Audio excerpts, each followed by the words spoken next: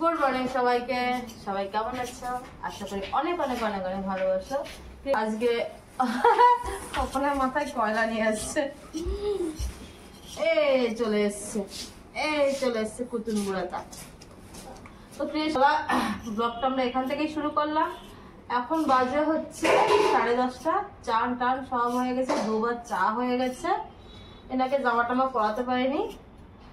সবজি কাটতে বসেছি, এই যে কুমড়ো কাটছি, কুমড়ো দিয়ে আলু দিয়ে পাতলা করে মাছের ঝোল হবে, টক ডাল হচ্ছে, পোস্ত হচ্ছে, বিট বাটা হবে, বিটের জুস। টক ডাল হয়ে গেছে তো, সরো বটি আছে সরো। আর এখানে টমেটো আছে। আজকে বাজার থেকে সেরকম কিছু আসেনি।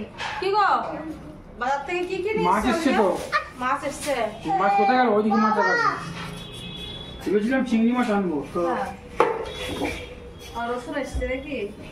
রসুন আদা সব নিয়ে এসছি। আদা কই? আদা কোথায় রেখেছে? আদা নেই তখন ছোটতে। তো রসুনগুলো আমি সবসময় এরকম ঢেলেই রাখি, কারণ খুলে রাখলে এই প্লাস্টিকে রাখলে না ভেপে যায়। এখন নতুন রসুন তো মোটামুটি গরমে সবই শুকিয়ে যাচ্ছে, মানুষ শুকিয়ে যাচ্ছে তো সবজিটা শুকিয়ে যাবে। হ্যাঁ তুমি চুপ করে থাকলে লাগবে না।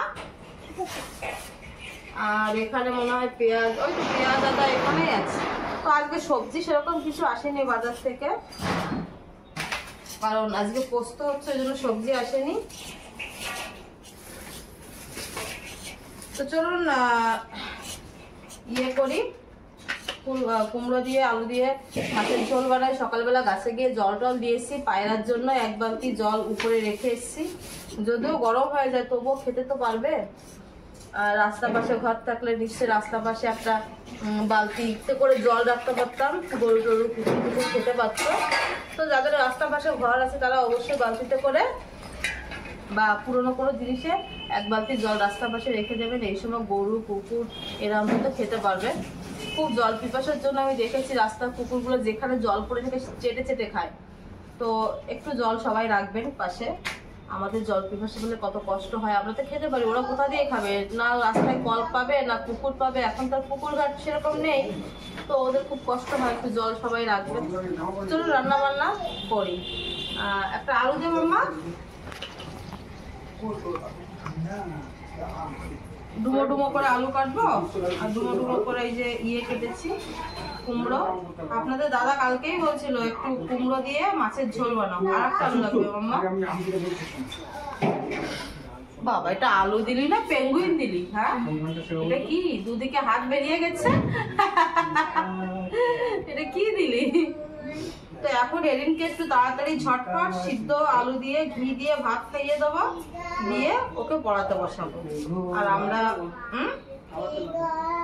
হাওয়া চালাবি, রান্নাঘরে পাখা চালাবে। তো চলুন, এই তো হয়ে গেল আমাদের সবজি। লাগবে না এগুলো চোখার জন্য নাকি আলুগুলো? ব্যাস এই আলু দিয়েই হয়ে যাবে। হ্যাঁ আর এটা হচ্ছে লাউ চচ্চড়ি হবে। ব্যাস এই হচ্ছে রান্না বান্নার জোগাড়। তো চলুন কি কি রান্না হবে সেটা দেখুন। তো রান্নার ভিতর শুধু টক ডালই হয়েছে, ওই দেখুন আম দিয়ে। এখানে লঙ্কা ছাড়া, এরিনের এতটা লঙ্কা ছাড়া আজকে। আমি তো বড় বড় বাটিতে টক ডাল খাই। আর তুই নাকে এটা বেঁধে আছিস কেন? ও ধোয়া। তো এখানে মাছ আছে, ফ্রিজে আরো মাছ আছে। আর এই যে উনুনে দেখুন হাওয়া চালিয়েছে তো পুরো ছাই উঠছে। তো এখানে 4 কিলো চালের ভাত আছে। তো চলুন এরিনকে একটু লেখাতে বসি। এরিনের মুখে লাল কেন? কি বাবা কি হয়েছে মুখে? এই যে চলে এসছে আমাদের বিটের রস। দেখি জিভ দেখাও। এবার আমিও খাবো এই বিটের রস।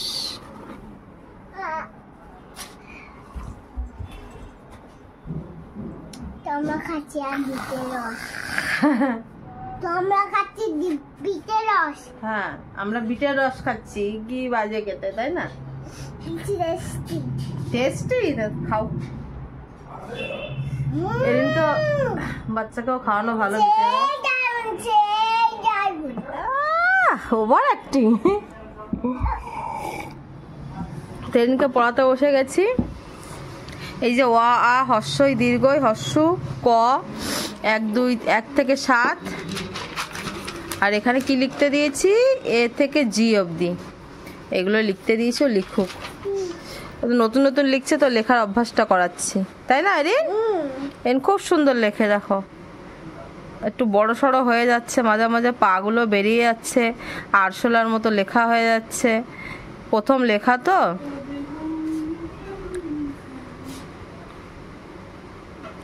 ওই দেখো পাটা কত ফাঁকা হয়ে গেছে। খুব সুন্দর হয়েছে, খুব সুন্দর হয়েছে।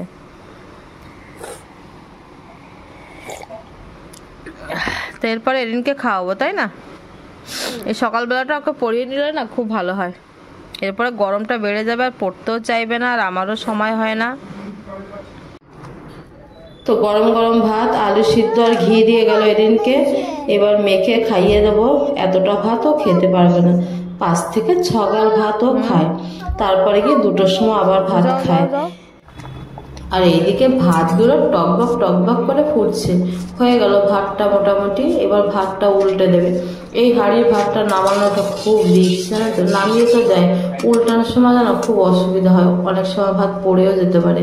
ভীষণ সাবধানভাবে ভাতটাকে উল্টাতে হয়।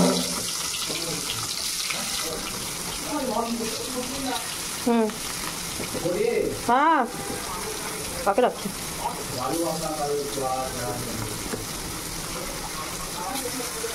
মনা কষ্ট বার করে দাও।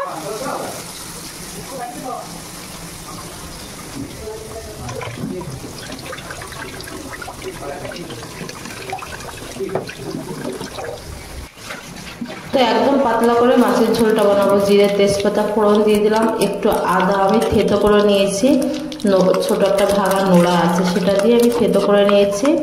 তো জিরেটা একটু লাল হয়ে গেলে কুমড়োগুলো দেবো। আর এইদিকে আমি শশা খাচ্ছিলাম। শশাগুলো ফ্রিজের থেকে না একদম শুকিয়ে আমসি মেরে গেছে। তো আমসি মানে আমসুটকি।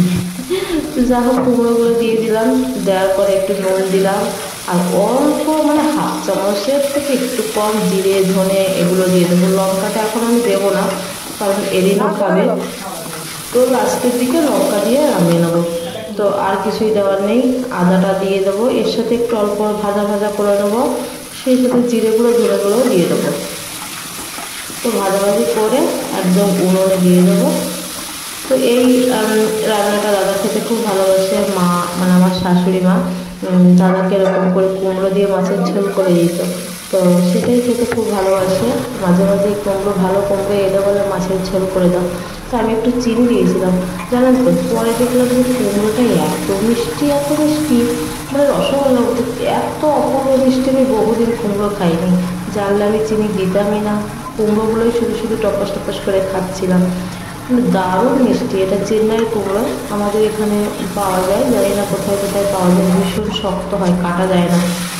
আর একটু জল দিয়ে দিলাম, দিয়ে এবার আমি উনুনে দিয়ে দেবো। উনুনটা ফাঁকা যাচ্ছে, আর উনুনে দিলে খুব তাড়াতাড়ি রান্নাটা হয়ে যাবে। যারা উনুনে রান্না করে তারা তো জানে কত তাড়াতাড়ি রান্না হয়। যে কোনো জিনিস যত ফুটবে টক বগিয়ে তত বেশি টেস্ট হয়। তো আমারও না উনুনে রান্না করতে এই 10 বছর ধরে মানে একটা অভ্যাস খারাপ হয়ে গেছে। গ্যাসে যেন মনে হয় না যে তাড়াতাড়ি হচ্ছে। মানে এত বড় উনুনের কাছে গ্যাস কি আর সেটা সম্ভব? তো এখানে দেখুন কত টকবক করে ফুটবে, এই দেখুন। তো আরও যদি হাওয়া দিয়ে দিই না নিচ থেকে ওই পাখাটা দিয়ে, তাহলে তো ধারে কাছে কেউ টিকতে পারবেন না। এটা কিন্তু বেশ বড় উনুন, মানে কত বড় হাঁড়ি বসে কড়াই বসে বুঝতেই পারেন যে একবার আমাদের একটা হাঁড়িতে 5 কিলো করে চাল বসে, কোনোটাতে 7 কিলো চাল বসে, কোনোটাতে 2.5 কিলো চাল বসে, আবার একটা হাঁড়ি আছে ওটাতে 1 কিলো চাল হয়। তো 5টা হাঁড়ি যখন যেমন লাগে তখন তেমনি বসাই। মাছগুলো খুব গরম, 5 জন আর 5টা মাছ প্লাস একটা এক্সট্রা মাছ দিয়ে দিলাম। আমার সামনে এসো, দেখুন লিপস্টিকের লেয়ারটা দেখুন। দাঁড়াও, যাবে না। একটা গোটা 500 টাকার লিপস্টিক একবারে মেখে শেষ। দেখুন, কে বলেছিল আমার আলমারিতে হাত দিতে? আর কে বলেছে আমার লিপস্টিক বার করতে? কোথায় রাখবো আমি লিপস্টিক? কোথায় রাখবো বল? লকারেই রাখবো। লকারে তো রাখি, কোনো কারণে বেরিয়ে ওখানে আলমারির ভিতরে রাখা ছিল, তুই আলমারি খুলে সেখান থেকে বার করে নিলি। আমি কি ব্যাংকে জমা দিয়ে আসবো লিপস্টিকটা? হ্যাঁ,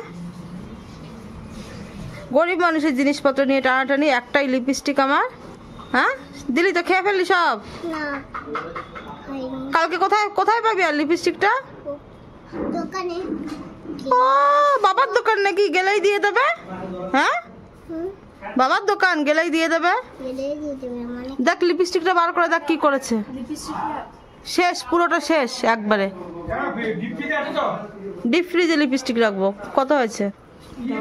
তেরিনের জন্য দেখুন উঠিয়ে রেখেছি, এটা তপনকে দিয়ে দিলাম। তপনের খাওয়া হয়ে গেছে, খেতে বসে গেছে। আর আমাদেরটাতে কিন্তু লঙ্কা দিয়ে দিয়েছি। এবার বানাবো আমার স্পেশাল রেসিপি, যেটা কেউ খেতে চায় না, একমাত্র আমিই খাই।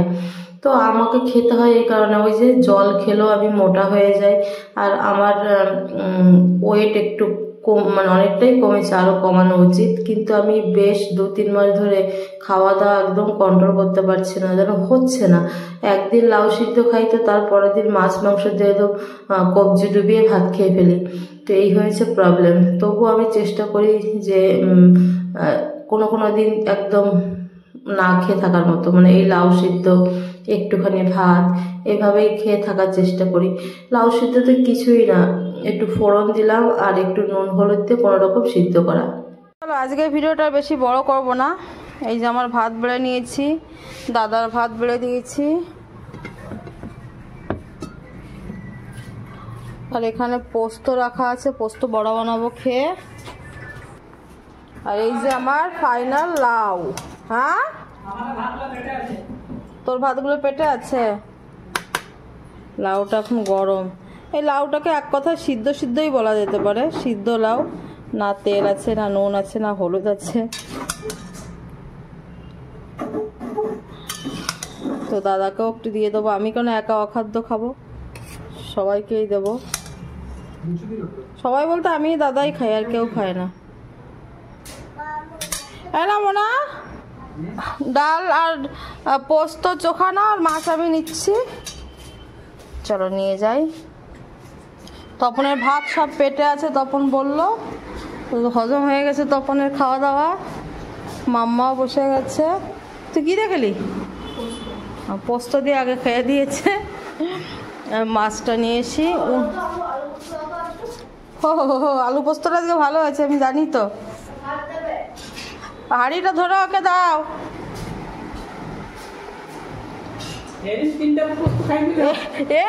রেকর্ড করেছে, 3 বাটি পোস্ত খেয়ে দিয়েছে।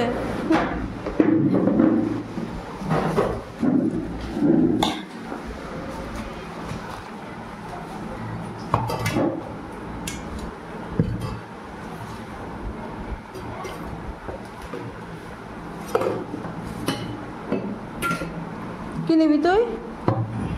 এটা টক ডাল, আম ডাল। ভাত দাও। পোস্ত বাটি ধরে নিয়ে বসেছে। দেখে আমাকে তাহলে খেতে হবে একটু পোস্ত, কেমন হয়েছে। তো চলুন খাওয়া দাওয়া করি। কেন অন করিনি? এরিনের লিপস্টিক মুছে দিনি। তুই কি আবার লিপস্টিক লাগিয়ে এলি? আজকে এটা আমি আস্ত রাখবো না মনে হয়, এর যা আজকে আমি হাল করবো না। একটা 500 টাকার লিপস্টিক একদিনে মেখে শেষ করে দিল তোমার মেয়ে। দেখো দেখো, লিপস্টিক লেগে কেমন প্যাঁচার মতো বসে আছে। খেতে খেতে সমস্ত লিপস্টিকটা উঠে চলে গেল। দেখি মুখটা দেখা একবার। আরে দেখা মুখটা, কি মিষ্টি মুখটা, কি মিষ্টি লাগছে। উঠে গেল, এখন আবার লিপস্টিক লাগিয়েছে। তুমি আজকে আমাকে লিপস্টিক কিনে দেবে? আচ্ছা, তোমাকে আমি কিনে দেবো। আমি এরিনকে কিনে দেবো। হ্যাঁ, কথা বলিস না। দেখ না ভিডিওটা অফ হোক, তারপর তোর কি হাল আমি করি। লিপস্টিক তোকে মাখাচ্ছি। এই আমি লাউয়ের ভিতর একটুখানি ভাত ছড়িয়ে খেয়ে নিচ্ছি। আর এই যে টক ডাল, এই হচ্ছে আমাদের খাওয়া দাওয়া। আর এইটা তো দারুণ জিনিস, কুমড়ো দিয়ে মাছের ঝোল। আপনার দাদার খুব প্রিয়, আপনাদের দাদার খুব প্রিয়। কালকে নিয়ে এসেছিল কুমড়োটা, বললো একটু মাছের ঝোল করো, তো কালকে আর করা হয়নি, আজকে করছি।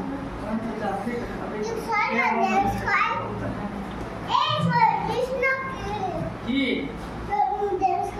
দিল্লুর মা এখন এসেছিল তো। তো এখনো কাস্টমার খেয়ে দিয়ে চলে গেছে, এখন ফাঁকা আছে, একটু খেয়ে নিলাম আমরা সবাই।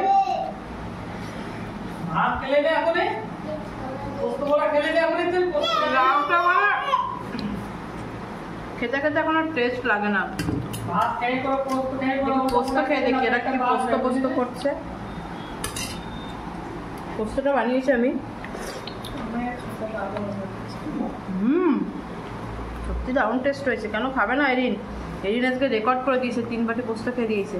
আশা করি তো লিপস্টিক খেয়ে দিলে একটা 500 টাকা। চলুন খাওয়া দাওয়া করি। আজকের ভিডিও আমরা এখানে শেষ করছি। সবাই ভালো থাকবেন, সুস্থ থাকবেন, টাটা, আমাদের সাথে থাকবেন। বিকালবেলা এরিনকে আর মাম্মাকে নাচের ক্লাসে দিতে যাচ্ছি, দুজনে দু জায়গায় নাচ শেখে, তো এদের দুজনকেই নাচে ভর্তি করে দিয়েছি। এই সময়টা মাম্মা একটু শিখুক, মাম্মার বাবার খুব ইচ্ছা, গান টান তো শিখলো না, নাচটা যদি একটু শিখতে চায়।